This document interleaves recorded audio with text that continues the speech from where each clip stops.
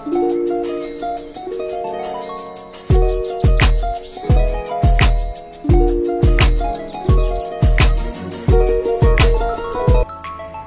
sewing friends, so today I'm going to be sharing with you guys how to make this beautiful mermaid skirts with train.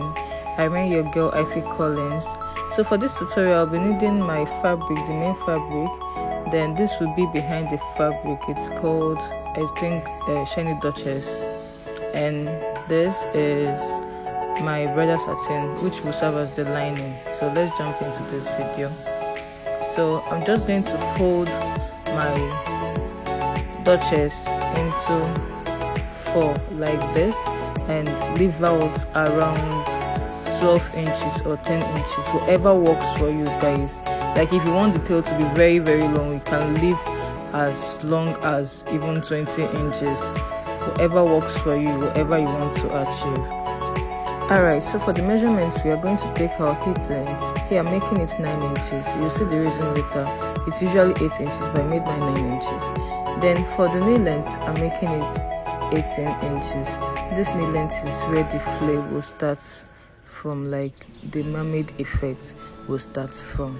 So then I will take my skirt length. If it is skirt you are cutting, you just have to take your skirt length and mark it there.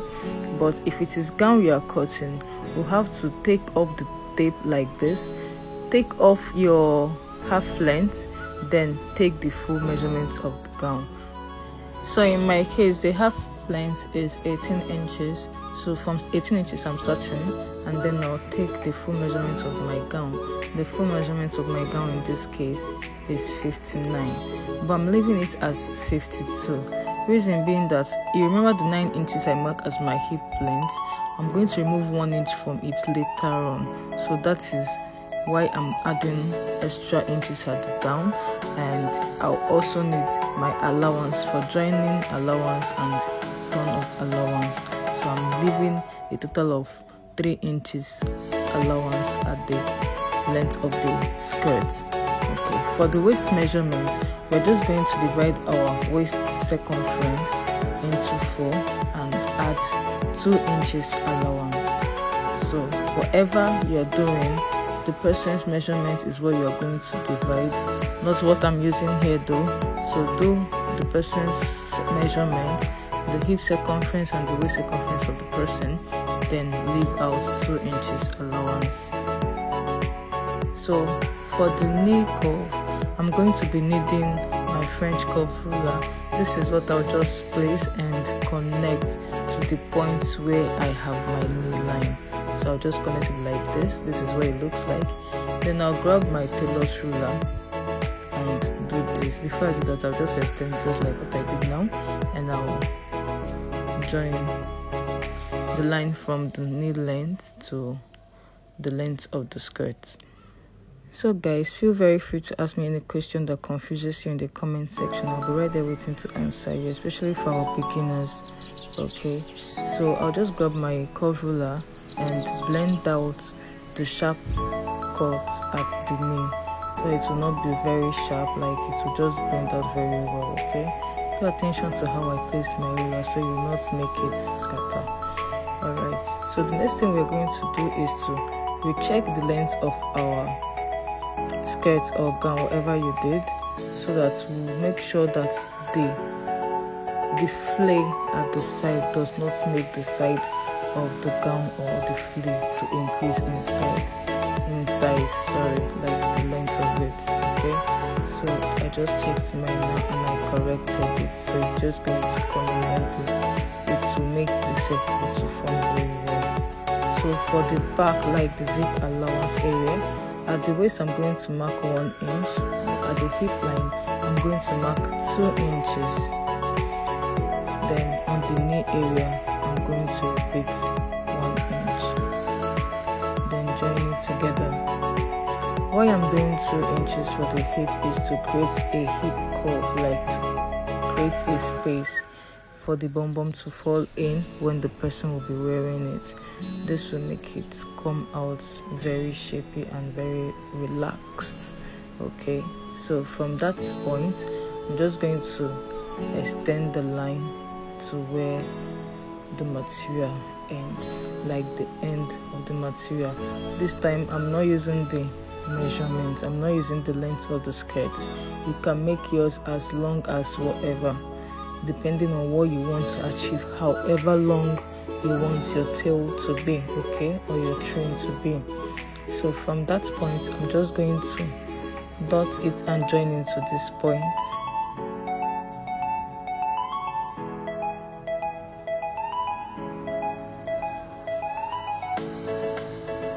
Please note that I'm just joining into this point. I'm not going to cut it together with this. I'll cut only the front and the back separate. Just watch and you see how I'll do the cutting.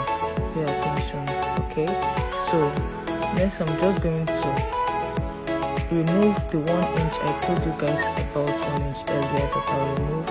This will help the skirt to sit well at the waist area, because I am not removing any darts in front. I don't remove that in front of skirt. This serves as my dart to bring the skirt together.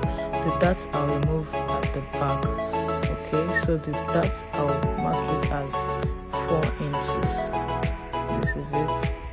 So at that back I'm just going to come in by 4 inches, okay?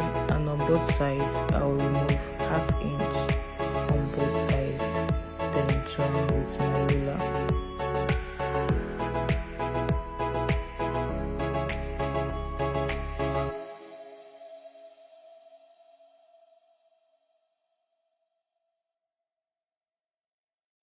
Please guys, pay attention to how I cut this, especially at the tail area, so we'll not make mistakes.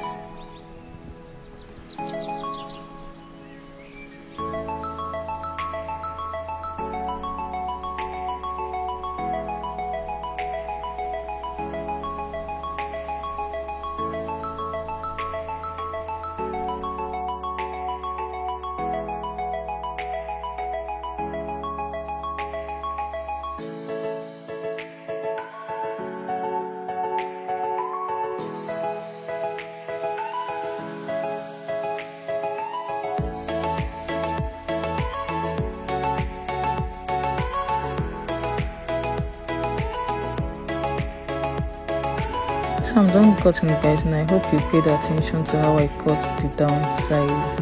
Okay, I'm going to cut the upper parts now, just like this.